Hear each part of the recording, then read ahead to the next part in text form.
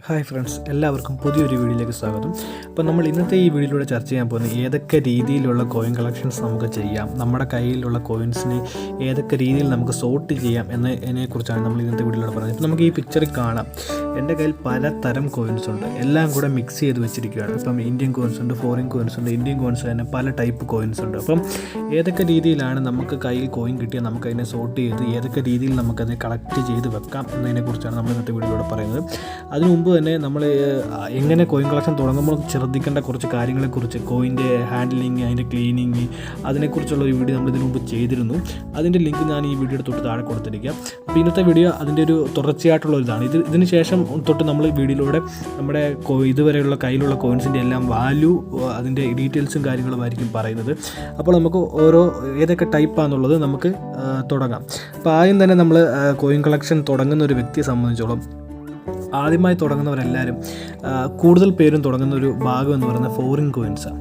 അതിലൊരു പ്രധാന പങ്ക് വഹിക്കുന്ന കോയിൻസാണ് ആ മിഡിലിരിക്കുന്ന യുണൈറ്റഡ് അറബ് എമിറേറ്റ്സ്, അതായത് UAE കോയിൻസ്. നമ്മുടെ കേരളത്തിൽ ഏറ്റവും കൂടുതൽ ആളുകളുടെ കയ്യിലുള്ള ഒരു വിദേശ കോയിൻ എന്ന് പറഞ്ഞാൽ ഈ UAEയുടെ കോയിൻ തന്നെയായിരിക്കും.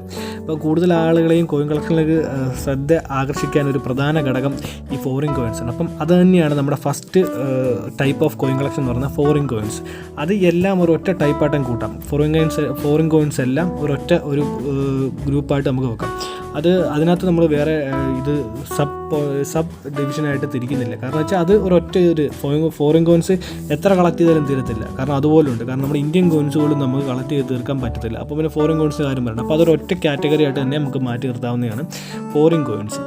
അപ്പം നമുക്ക് പ്രധാനമായിട്ടും കൂടുതൽ പേരും കളക്ട് ചെയ്ത് വന്ന കൗതുകത്തിന് തുടങ്ങുന്നതാണ് ഫോറിൻ കോയിൻസ് കയ്യിലെടുത്ത് വെക്കുന്നത്. അങ്ങനെ ഒരു രീതി, അങ്ങനെ ഒരു പാറ്റേൺ ഓഫ് നമുക്ക് കളക്ഷൻ നമുക്ക് തുടങ്ങാൻ പറ്റും. അതായത് ഈ ഫസ്റ്റ് ടൈപ്പ് ഓഫ് മറ്റൊരു ടൈപ്പ് ഓഫ് കോയിൻ കളക്ഷനാണ് ബ്രിട്ടീഷ് ഇന്ത്യൻ കോയിൻസ്.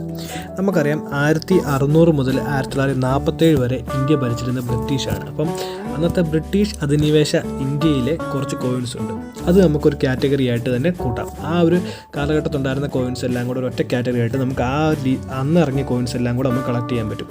അന്നത്തെ പ്രത്യേകത വെച്ചാൽ അന്ന് അവർ ഭരിച്ചിരുന്ന രാജാക്കന്മാരുടെ, അതായത് ബ്രിട്ടീഷ് രാജാക്കന്മാരുടെ ചിത്രങ്ങളും രാജ്ഞിമാരുടെ ചിത്രങ്ങളും പതിച്ച കോയിൻസാണ് കൂടുതലും ഉള്ളത്. അത് നമ്മളിപ്പോൾ പിക്ചറിൽ കാണുന്ന പോലെ ഇതുപോലെ അനേകം കോയിൻസ് ഉണ്ട്. ഗോൾഡ് കോയിൻ, സിൽവർ കോയിൻ, അതുകൊണ്ട് എല്ലാം ഉണ്ട്. അപ്പോൾ ആ ഗോൾഡ് കോയിനും സിൽവർ കോയിനും ഒക്കെ നമുക്ക് കളക്ട് ചെയ്യുന്നതിനെക്കുറിച്ച് ചിന്തിക്കുക വേണ്ട. അത് കിട്ടാൻ വളരെ പാടാണ്. അപ്പം അതല്ല, നോർമൽ കോയിൻസ് ഉണ്ട് ഈ നമ്മളിപ്പോൾ പിക്ചറിൽ കാണുന്ന പോലെ. അപ്പം ഈ ഒരു കാറ്റഗറിയിൽ നമുക്ക് ബ്രിട്ടീഷ് ഇന്ത്യൻ കോയിൻസ് എന്നുള്ള കാറ്റഗറിയിൽ നമുക്ക് കോയിൻ കളക്ട് ചെയ്യാൻ പറ്റും. അപ്പം നമ്മൾ രണ്ടാമതായിട്ട് പറഞ്ഞ കാറ്റഗറി എന്ന് പറയുന്നത് ടൈപ്പ് ഓഫ് കോയിൻ കളക്ഷൻ എന്ന് പറയുന്നത് ബ്രിട്ടീഷ് ഇന്ത്യൻ കോയിൻസ് ആണ്. അതിനുശേഷം, അതായത് 1947 ശേഷം നമ്മൾ ഇന്ത്യ ഗവൺമെൻറ് സ്വന്തമായിട്ട് കോയിൻസ് പുറത്തിറക്കാൻ തുടങ്ങി.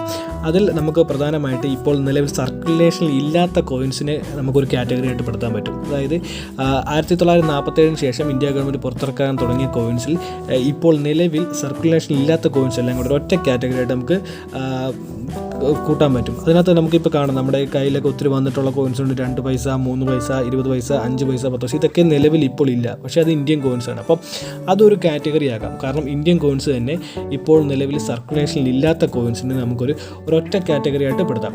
ഇതിനകത്ത് തന്നെ നമുക്ക് മറ്റൊരു കാറ്റഗറിയും കൂടെ വരുന്നുണ്ട്. അതായത് ഈ സർക്കുലേഷൻ ഇല്ലാത്ത കോയിൻസിൽ തന്നെ നമുക്ക് ഒരു പ്രധാനപ്പെട്ട ഒരു ഭാഗം എന്ന് പറയുന്നത് കൊമമറേറ്റീവ് കോയിൻസ് ഉണ്ട്. അതായത് ഓരോ വിശേഷങ്ങളുമായിട്ട് ബന്ധപ്പെട്ട് ഇന്ത്യൻ ഗവൺമെൻറ് പുറത്തിറക്കിയ കോയിൻസും കൂടെ ഇപ്പോൾ സർക്കുലേഷൻ ഇല്ലാത്ത കോയിൻസിൻ്റെ കാറ്റഗറിയിൽ വരും. അത് ഇതിൻ്റെ ഒരു സബ് കാറ്റഗറി ആയിട്ട് നമുക്ക് കൂട്ടാം. അപ്പോൾ അതിൻ്റെ അങ്ങനെയുള്ള കോയിൻസ് ഞാനിപ്പോൾ കാണിച്ചു തരാം.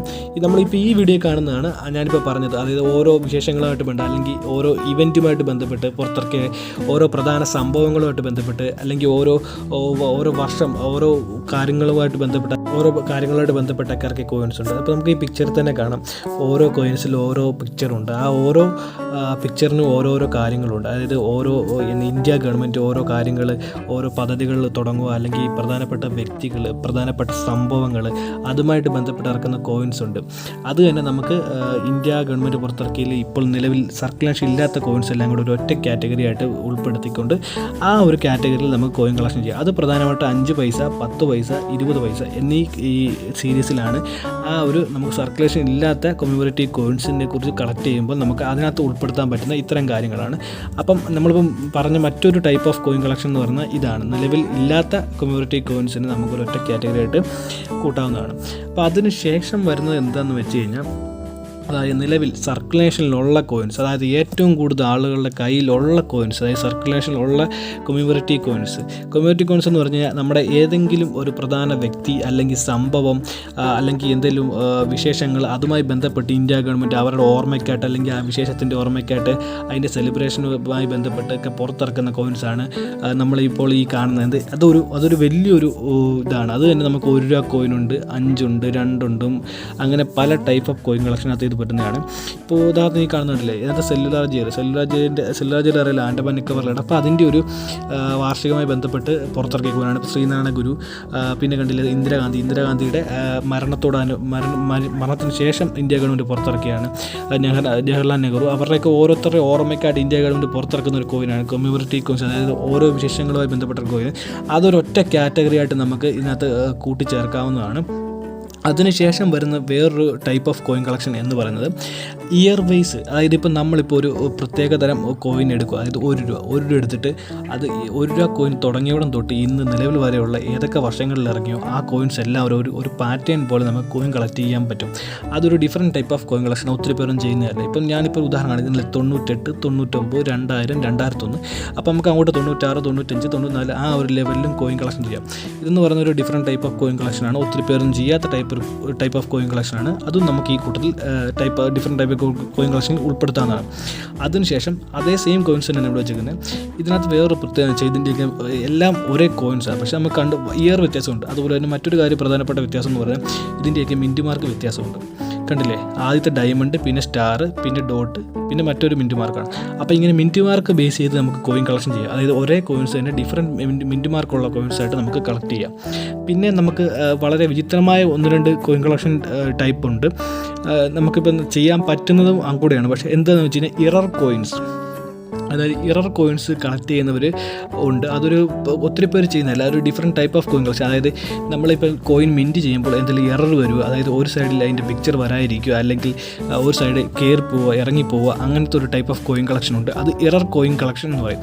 ആ ഇറർ കോയിൻ കളക്ഷൻ തന്നെ വേറൊരു ഡിഫറെൻറ്റ് പാർട്ട് എന്ന് പറയുന്നത് ഈ ക്ലോക്ക് വൈസ് കോയിൻ കളക്ഷൻ ചെയ്യുന്നത്. അപ്പോൾ ഇപ്പോൾ ഒരു ഫ്രണ്ട് വശം നേരെയും ബാക്ക് വശം ചെരിഞ്ഞ് പോവുക. അപ്പോൾ ചെരിഞ്ഞ് പോയതിൻ്റെ ഡിഗ്രി കണക്കാക്കിയിട്ട് അത് ഏത് ക്ലോക്ക് വൈസ്, അതായത് ഏത് ടൈമിലാണോ നിൽക്കുന്നത്, 6 o'clock, ഇപ്പം 6 നേരെ തലതിരിഞ്ഞാൽ വരുന്നെങ്കിൽ നമ്മളത് 12 മണി എന്ന് പറയും. അപ്പം അങ്ങനെ ഓരോ ടൈപ്പ്, അതായത് clock vice error coins collect ചെയ്യുന്ന ഒരു കാറ്റഗറി ഉണ്ട്. അപ്പം ഇതാണ് പ്രധാനമായുമുള്ള കോയിൻ കളക്ഷൻ ടൈപ്പ് എന്ന് പറയുന്നത്. എൻ്റെ ഒരു അറിവിൽ വെച്ച് ഞാൻ മനസ്സിലാക്കിയ കോയിൻ കളക്ഷൻ ഇതൊക്കെയാണ്. അപ്പം കൂടുതലും ന്യൂമിസ്മാറ്റിക് ബേസുള്ള വീഡിയോ ആണ് ഈ ചാനലിൽ ഇടുന്നത്. അപ്പോൾ ഇതുവരെ ഈ ചാനൽ കാണാത്തവരെ സബ്സ്ക്രൈബ് ചെയ്യുക, സപ്പോർട്ട് ചെയ്യുക. എന്തെങ്കിലും സംശയമുണ്ട് എൻ്റെ ഈ ന്യൂമിസ്മാൻ ഒഫീഷ്യലിൻ്റെ ഇൻസ്റ്റാഗ്രാം പേജിലേക്ക് മെസ്സേജ് ചെയ്യുക. അപ്പം പുതിയൊരു വീഡിയോ ആയിട്ട് വരുന്നതിന് പറയും ബൈ.